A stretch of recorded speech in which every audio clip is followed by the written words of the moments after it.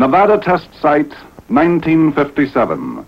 Operation Plumb Bob, the sixth in a series of continental tests conducted by the Atomic Energy Commission to further our weapons development program.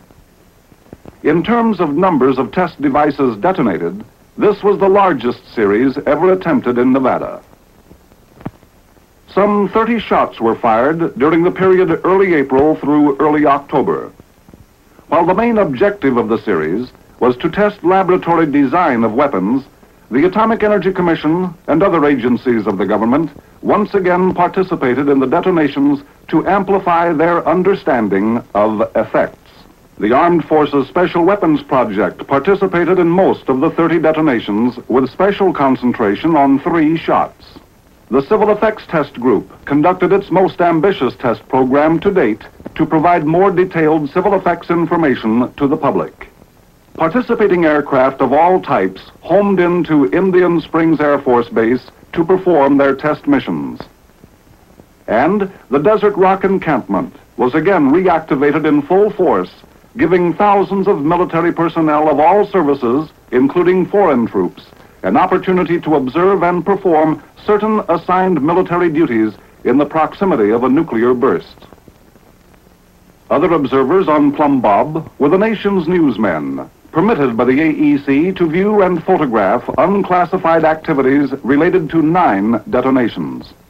Also at Plumb Bob were representatives of a majority of the free world, observers from the NATO countries, the Near East, Far Pacific, and South America, invited by the United States government to observe the power unleashed by atomic force and our methods for coping with it. In executing the primary mission of test-firing new devices, a number of operational advancements were made on Plumb Bob in new techniques for firing the test devices to minimize the fallout hazard. For it is well understood that if the fireball touches the ground or is sufficiently close to suck up earth dust or debris into the fireball, radioactive fission products will adhere to these materials and fall more rapidly as increased local fallout. Vaporized metal from tower bursts adds measurably to this local contamination. The airdrop technique, coupled with the airburst weapon used on previous operations, minimizes this problem, but radically reduces the amount of diagnostic data which may be obtained from the tests. Therefore, on Plumb Bob, 3 basic methods were tried. Number 1, higher towers for given yields. Number 2, balloon-suspended devices. And 3, underground detonation. In Plumb Bob, for diagnostic tests requiring massive shields or extremely precise positioning, 9 tower shots were fired, 1 at 300 feet elevation, 7 at 500 feet, and 1 for a device of higher yield at 700 feet, the latter 200 feet higher than any previously used. Balloon suspension, the second technique of positioning test devices at higher altitudes, eliminates steel tower contamination. This technique made its debut on Plumb Bob with 13 devices detonated at elevations ranging from 500 to 1,500 feet.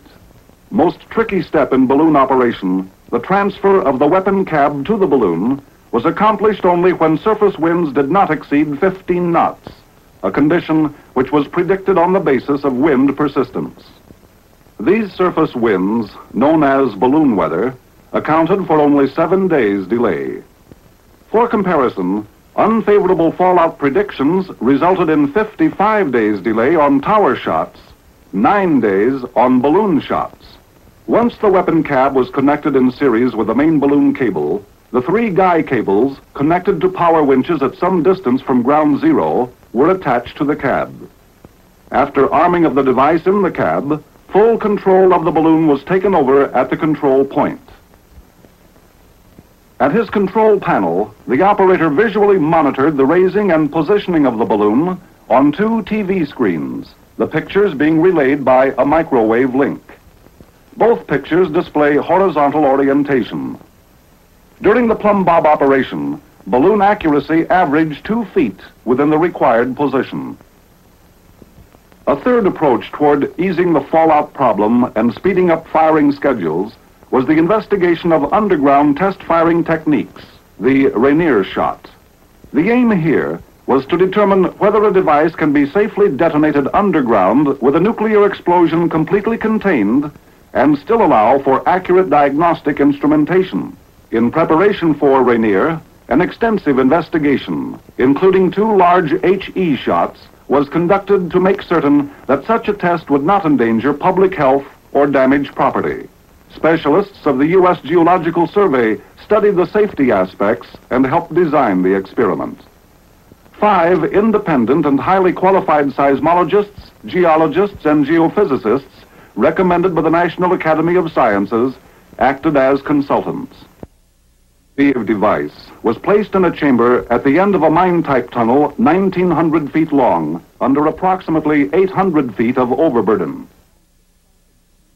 Vertically drilled holes, some as deep as 530 feet, housed shock instrumentation to measure acceleration, strain, and transient temperature rise. Rainier went off as planned, a 1.8 kiloton detonation. The tunnel was designed to be self-sealing so that the explosion would not vent to the outside air. After the test, the tunnel was core drilled from the mesa above to obtain radiochemical samples for determination of yield. The explosion and all of its radioactive products were contained within a radius of less than 200 feet from the shot chamber. The general method of testing weapons underground was proved to be safe, technically feasible, and economical for heavily instrumented shots. The Rainier results indicate that it should be possible to utilize the underground technique to safely test devices with yields of up to at least 50 kilotons. Parallel with improved testing techniques, other safety measures were strengthened. Chiefly, the off-site radiation monitoring system to protect the public against fallout was more elaborate than ever before. The Public Health Service, in charge of this field work for the AEC, had its monitoring equipment and checkpoints located not only in the immediate environs of the Nevada test site, but throughout the adjoining states. Inhabitants of selected nearby areas were film badged and briefed on radiation protection. Manned stations were supplemented by a number of remote data telephonic units, which transmitted the location's radiation level when its long-distance number was dialed. As test organization aircraft tracked and sampled each moving cloud, the Civil Aeronautics Authority kept all aircraft in the cloud's path at a safe distance. All in all, the care exercised by all agencies to minimize the fallout hazards set a high standard for Operation Plumb Bob. Another radiation problem studied during Operation Plumb Bob was the Project 57 safety test, in which the HE portion of a nuclear weapon containing plutonium was detonated on the test site. Purpose of the experiment was to investigate immediate and lingering plutonium contamination hazards should such an explosion occur accidentally, as in an aircraft mishap. After the shot, collection trays, air samplers, and animals, chiefly dogs and burros, were distributed over a 10-square-mile area in the vicinity of Ground Zero to get a time and distance index on the harmful effects produced, with some of the beasts kept in the area as long as 180 days. Post-mortem findings on the animals, collated with the test area's contamination pattern, are expected to provide answers to this grave problem. Inhaling a sufficient amount of plutonium can seriously irradiate the lungs, which ultimately may cause bone cancer. From the results of the Project 57 test, a yardstick will be provided for coping with this hazard. Although operational efficiency and radiation safety measures have an important bearing on continental testing, the primary reason for using the Nevada test site is to further the nation's weapons development program more rapidly and less expensively than can be done in the Pacific. 28 of Plumb Bob's 30 detonations were set off for the purpose of collecting information to advance the weapons development program.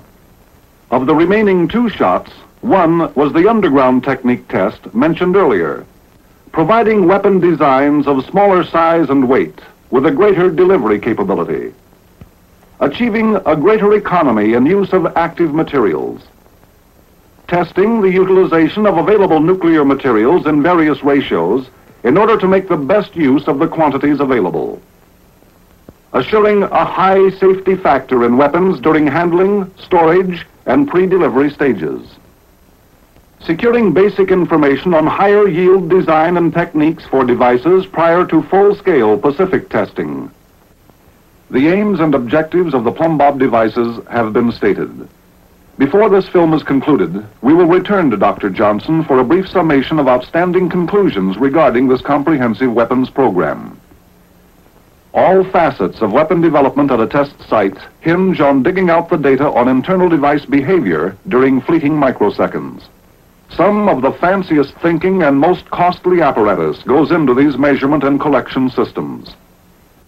Although the full diagnostic story is beyond the scope of this film, a glimpse of several instrumentation setups will give a fuller appreciation of the scores of programs involving diagnostics.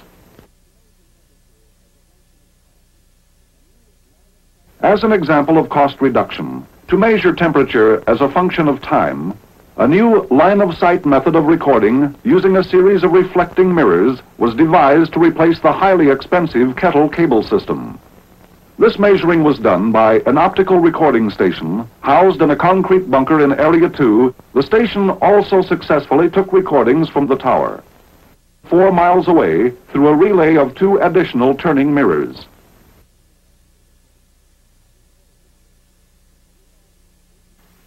Alongside the central optical recording station was another innovation, a revolving 8-inch naval gun mount adapted to housing the primary detectors to pick up readings from each of the 4 tower shots. Here is a sample of a specialized diagnostic study, a hardware test.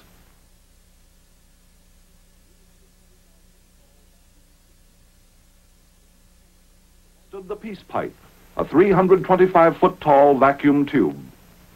The peace pipe tested the vulnerability of 150 functioning arming and firing components of future weapons systems.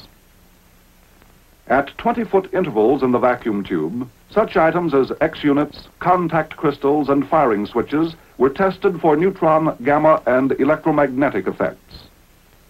These effects were picked up by photographic and monitoring equipment installed under 13 feet of concrete at the base of the tower. Also, metal samples were hung on 2 pipes, respectively 10 and 30 feet from the shot cab, to test them for thermal and gamma erosion, as well as melting characteristics. On 8 other nearby towers between 200 and 300 feet high were perched functioning weapons complete with firing unit, but minus their nuclear and HE components. Here is another diagnostic experiment in which a picture of the radiation of burning gas in the center of a device was obtained for the first time, the pinhole neutron experiment called the PinX.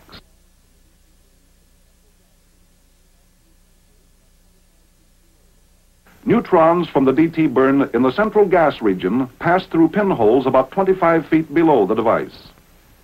A shielding of paraffin packed around the lower part of the device kept out any stray neutrons. Zirconium samples, mounted on a sled positioned in a concrete tunnel at the base of the tower, were activated by neutrons above the zirconium threshold. As soon as possible after the burst, a remote cable pickup was used to withdraw the sled from the highly radioactive tunnel. Readings obtained from the zirconium samples indicated the experiment's success, another step forward at one point along the wide diagnostic front in probing the inner workings of nuclear detonations. As in past operations, Plumb Bob also served another function vital to the nation's security: the probing of blast, thermal, and radiation effects in the wake of a weapon detonation. The scores of tests undertaken on Plumb Bob to secure effects information assume a greater importance than ever in this era of guided missiles and nuclear weapons delivered with increasing accuracy. The treatment of effects, a varied and complex field of its own, will be confined in this film to a broad brush sweep of a few major objectives sought in Plumb Bob. Some effects have a strictly military application. How does an airburst react on steep and rolling terrain compared to flat land? How much protection does a gully behind a slight rise give a military vehicle? The Ruth's shot provided the first definitive answers to the military. Other effects pertain to the nation's civilian needs, such as the Federal Civil Defense Administration's improved family shelters and massive dual-purpose garage shelter. Often the effects needs of both military and civilian groups are interwoven, as in the study of what overpressure close into the burst does to protective shelters. In Plumb Bob, the effects on the instrumentation and test structures on Frenchman Flat, both above and below ground, provided important data for proper economical shelter design. Both military and civilians are also concerned with biomedical effects. Both need to know what is biologically acceptable to human beings in the atomic era. On Plumb Bob, biomedical testing involved a welter of experimental field activity with blast and radiation tests on animals. One aspect of these tests leads towards finding out the interspecies relationship of mice, swine, monkeys, and burros as they relate to man. Aircraft structure effects. What is the structural response in the face of a nuclear burst on delivery jets like the F-89, the Navy A-4D, and the FJ-4? Plumb Bob also included tests of the effects of nuclear bursts on the helicopter and the ZSG-3 airship. These tests were an initial step in a study of the feasibility of delivery of nuclear weapons by helicopter and airship. Midway in Operation Plumb Bob, an historic Air Force event was set in motion on the Indian Springs ramp. 4 seconds more.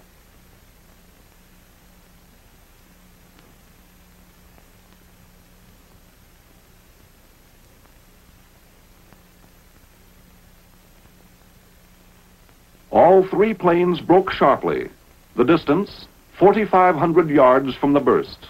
Plumb Bob marked the first time that aircraft had received nuclear blast input while banking away after delivery. 5 military observers stood directly beneath the burst, indicating the safety of interceptor nuclear rocketry to personnel on the ground below. This dramatic event produced important data on the effects of a known warhead at a stated distance upon aircraft and crew members.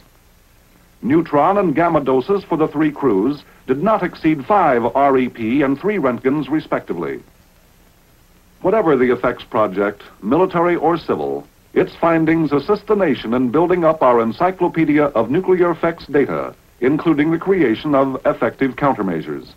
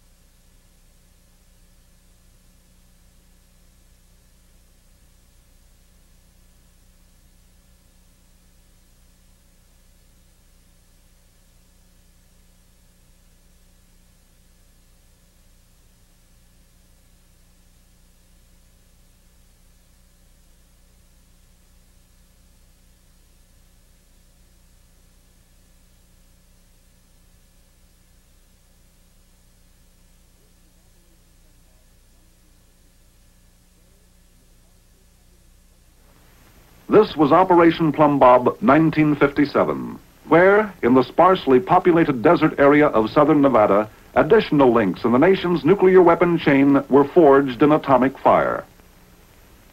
In today's time of urgency, Plumb Bob demonstrated again the value of Nevada testing, not only in proving out kiloton weaponry more expeditiously and cheaply than possible in the Pacific, but also in readying development for the next round of full-scale testing at the Eniwetok Proving Grounds. Plumb Bob's testing and effects programs achieved results which advanced United States weapons development a long stride forward, important not only to defend our shores and skies, but also to help maintain the strength of the entire free world.